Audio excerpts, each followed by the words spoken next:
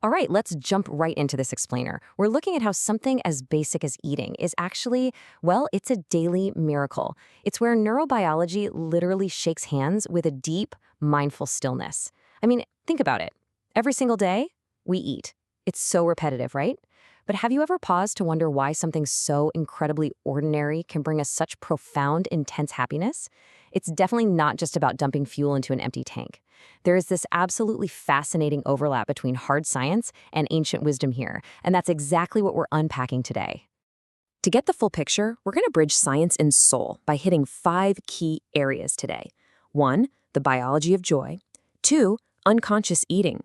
3, the art of mindfulness. 4, healing from within. And 5, mindful eating practice. So, we gotta start with the big question. Why does a simple bowl of steaming white rice or, a classic family dish bring us such immense joy? Well, that meal is essentially a bridge. On one side, you've got this wild, incredibly complex neurobiological reward system, and on the other, a deep meditative philosophy that just brings total peace to the soul. It's amazing because both cutting-edge science and ancient wisdom point to the exact same thing when we simply chew and swallow. Section 1, the biology of joy, focusing on the happiness hormones. Over millions of years, our brains cooked up a genius survival mechanism. Our bodies literally reward us for eating with a chemical cocktail of 4 happiness hormones. We call them the DOSE quartet. First up, dopamine. That's your motivation hormone, urging you to eat to survive. Then there's oxytocin, the love hormone. That's what gives you that warm, fuzzy feeling, especially with comfort food or eating with family. Third, endorphins. These are your natural painkillers and stress relievers that kick in with nutrient-dense foods. And finally, serotonin, the absolute master mood regulator. But wait, here's where it gets really crazy. Check out this biology. A staggering 90% of your body's serotonin is actually produced in your gut, not your brain, your gut. This is biological proof that your stomach is essentially your second brain. That joy you feel after a great meal, it's not just all in your head.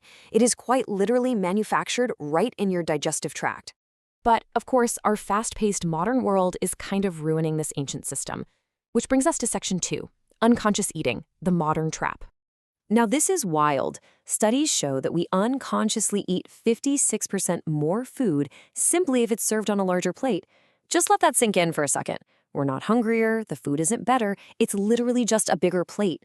Our ancient survival instincts are totally tricked by our modern environments. Experts call this portion distortion. Basically, it's automatic eating, where environmental cues completely bypass our stomach's actual signals. Whether it's the size of the tableware, watching TV, or, let's be honest, scrolling on our phones, we get distracted. We start eating with our eyes on autopilot instead of actually listening to what our bodies need. And that chaotic, flashing, fast-paced distraction, it completely robs us of that biological joy we were just talking about. So how do we fight this distraction? We have to slow down. Section 3, the art of mindfulness, slowing down. The Zen master Thich Nhat Hanh had this beautiful teaching. He said that true presence allows us to see the cloud, the sun, and the farmer in a slice of bread. Mindfulness isn't some strict, boring diet. It's just the art of presence, right? It's slowing down your tempo and pouring all your focus into the sensory experience and the actual origin of your food. You start to realize the cloud made the rain watered the wheat, the sun gave it energy, and the farmer harvested it.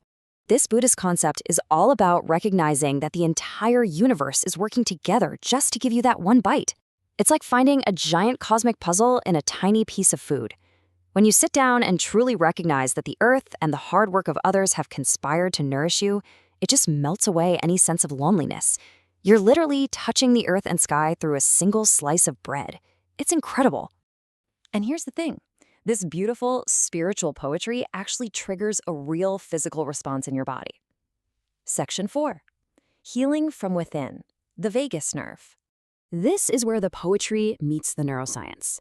Mindfulness flips a massive switch inside you. It instantly shifts you out of that high-stress, cortisol-heavy defense state and drops you straight into a healing rest and digest state.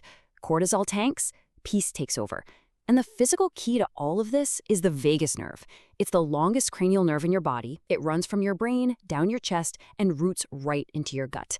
It is quite literally the master switch of your nervous system. And the best part? You can give this nerve a physical internal massage without any doctors or medicine whatsoever. You just activate it manually. Taking deep belly breaths slows your heart rate. Chewing your food super slowly physically massages the throat muscles where the nerve passes. Even just humming a little tune before you eat creates vibrations that stimulate it. These super ordinary actions act like a premium massage that directly heals your nervous system. Okay, so how do we actually do this? Section 5, mindful eating practice, practical steps. To break the whole unconscious eating habit at your very next meal, we've got 3 super practical steps. First, literally just put your fork down between bites. Seriously, this tiny action breaks the brain's automatic shoveling loop. Second, chew each bite 50 times. I know, it sounds like a lot, but it's the core of the Osawa method. It mixes the food with enzymes, turns it into pure energy, and makes your stomach's job way easier. Third, stop when you're about 80% full. Don't force yourself to clean the plate. Leaving 20% empty gives your stomach the actual physical room it needs to contract, digest, and do its thing perfectly. Look, every time we sit down to eat, it's a privilege. We have this daily opportunity to reconnect with our biology, find some real stillness, and truly appreciate the crazy mechanics of the universe. So I want to leave you with this to chew on before you pull up a chair for your next meal.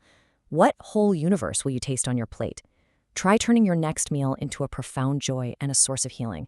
Thanks so much for joining me for this explainer, and I'll catch you next time as we uncover more fascinating truths.